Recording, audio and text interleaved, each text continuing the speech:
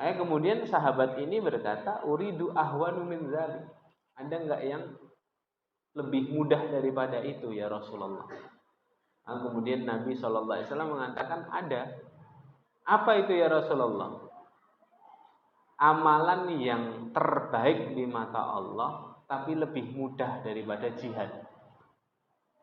Rasulullah SAW bersabda, as-samahatu was-sabr. As-samahatu was-sabr. Lapang dada, kemudian bersabar. Berlapang dada, kemudian bersabar. Mudah atau sulit, Pak? Lapang dada dan bersabar itu. Masya Allah ya. Kalau ada orang zalim sama kita, kemudian kita berlapang dada, kemudian memaafkan, mudah atau sulit? Oh, bukan perkara yang mudah. Karena memang urutannya setelah jihad, gitu ya. Jihad saja perkara yang tidak mudah. Sahabat ini meminta sesuatu yang lebih mudah daripada jihad, tapi masih dalam kategori terbaik di mata Allah. Makanya amalan yang lainnya pilihannya lapang dada dan sabar. Kalau ada orang zalim sama kita, ya maafkan. Makanya inilah jawaban mengapa melapangkan dada kita, kemudian bersabar atas segala gangguan orang lain kepada kita, itu pahalanya besar. Memaafkan itu di dalam Al-Quran diulang sama Allah berkali-kali dan pahalanya tanpa batas. Kata para ulama, ada 3 amalan yang pahalanya tidak ada batasnya, unlimited, besar sekali hitungannya menurut Allah. 1, puasa. Puasa itu was-saumuli wa ana ajzibi. Kata Allah dalam hadis qudsi, puasa ini untukku, amalan yang untuk Allah itu puasa, wa ana ajzibi, dan aku yang akan membalasnya sendiri. Balasannya tidak diinfo sama Allah. Balasannya apa? Ya, dirahasiakan balasannya sama Allah. Yang kedua, bersabar. Kata Allah dalam surah Az-Zumar, innama yuwaffas sabiruna ajrohum bighairi hisab.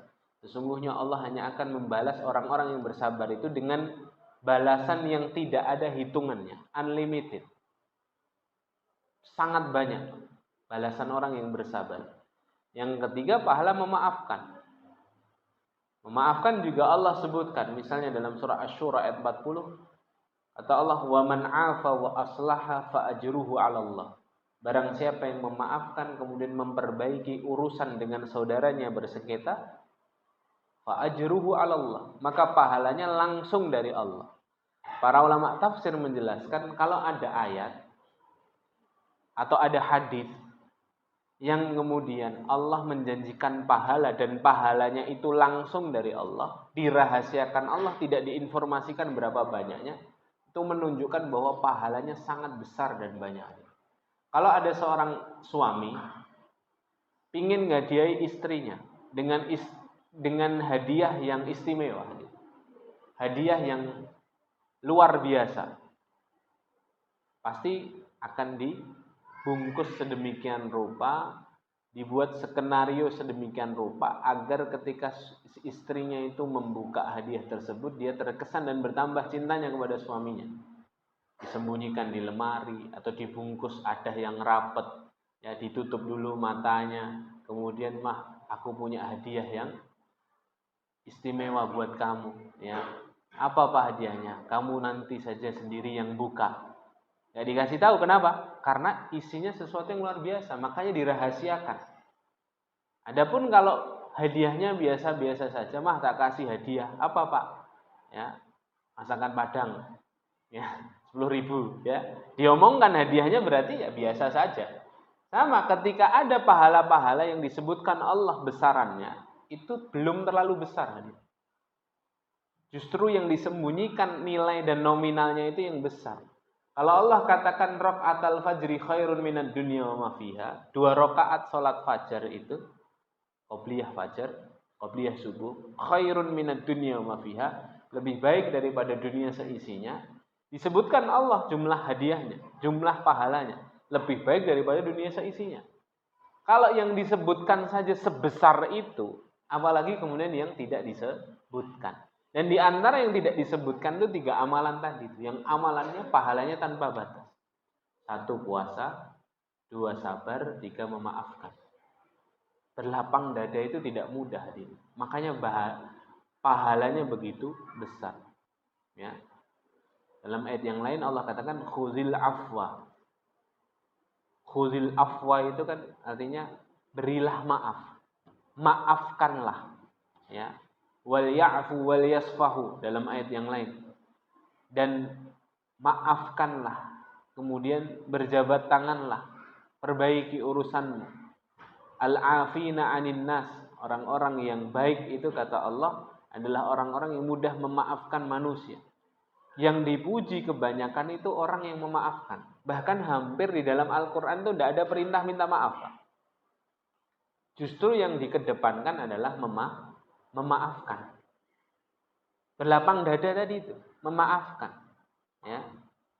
Kenapa kok perintahnya justru memaafkan? Ya. Kok enggak minta maaf? Padahal minta maaf itu juga baik kan. Kenapa dalam Al-Quran tadi? Wa man a'fa wa aslah fa'ajruhu 'ala Allah wal ya'fu wal yasfahu khudhil afwa wa'mur bil urfi wa'arid 'anil jahilin al-'afina 'anin nas. Semuanya barang siapa yang memaafkan, barang siapa yang memaafkan. Kenapa? Kenapa kok tidak minta maaf?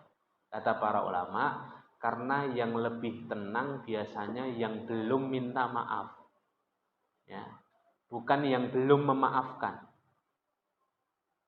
Kenapa kok perintahnya memaafkan? Jika kita ini adalah orang yang terdolimi, ada orang dolim sama kita, sudah sebulan yang lalu dolimnya. Ya. Kita yang disuruh memaafkan dia dalam Al-Quran, bukan dia yang disuruh minta maaf ke kita. Kenapa perintahnya banyak memaafkan? Karena kalau seandainya ini kita dan dia, saya dan dia, atau Anda dan dia ini ketemu di rumah makan, misalnya, dia makannya bisa telap-telap, santuy gitu ya, makan santai. Jenengan ketemu dia, enak nggak Pak wajahnya? Enak. Mungkin jenengan nggak bisa makan itu, karena ngelihat orang yang pernah dolim sama kita, walaupun sudah sebulan yang lalu. Yang nggak tenang siapa? Yang belum memaafkan, bukan yang belum minta maaf. Karena si dolim ini kadang-kadang dia tidak sadar kalau dolim. Kalau yang terdolimi, nyesek kan Pak. Ya, mungkin kita akan pindah rumah makan gara-gara ada dia. Ya. Nah makanya hadirin muliakan Allah, perintahnya banyak yang memaafkan.